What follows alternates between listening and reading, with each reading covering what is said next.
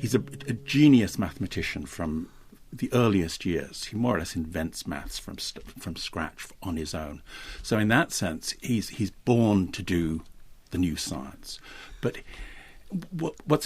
Pascal's the first generation of people who've been brought up with outside the world of Aristotle.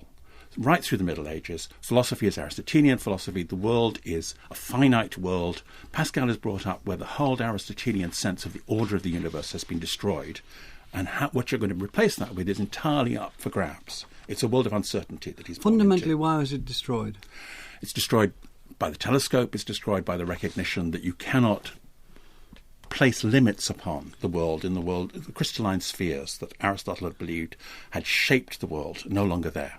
Plenty of what people call creative destruction. France almost wiped out, and Aristotle almost wiped out. That's right. Good. Michael Moriarty, would you tell us something about Pascal's family and his background? Yes, his father was a member of the official class. I mean, technically a nobleman, but not a sort of Three Musketeers kind of nobleman, an official in financial administration. And that class was typically provided with royal servants. They were very loyal to the king, sometimes rather suspicious, therefore, of forces outside France, hostile to international religious organisations like the Society of Jesus, the Jesuits. So Pascal imbibes some of that from his upbringing. Basically, rather like Montaigne, very similar. Low-C conservative. Indeed, Yes. indeed. That's very true.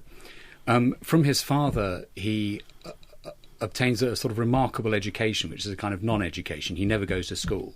Whereas Descartes went to the best school available, Pascal was home educated by his father. And that's one reason why, as David said, he was sort of, as it were, immune from the Aristotelian virus, as it were. He was never affected by it. Have we any idea what that education consisted of? Well, his father was a very advanced educational thinker who, instead of cramming him from his early years, he thought, let him learn when he's ready to learn. So he told him about languages, and he told him about mathematics before he actually taught him any languages and mathematics. And he was planning to teach him languages at the age of sort of 11 to 15 and then go on to maths. His father was a very capable mathematician. And the family sort of legend is that Pascal was so excited by the maths he's been told about but forbidden to study that he actually works out Euclid's geometry for himself. And his father discovers this and thinks, oh. How old is he then? Well, he's 11, according to the family story.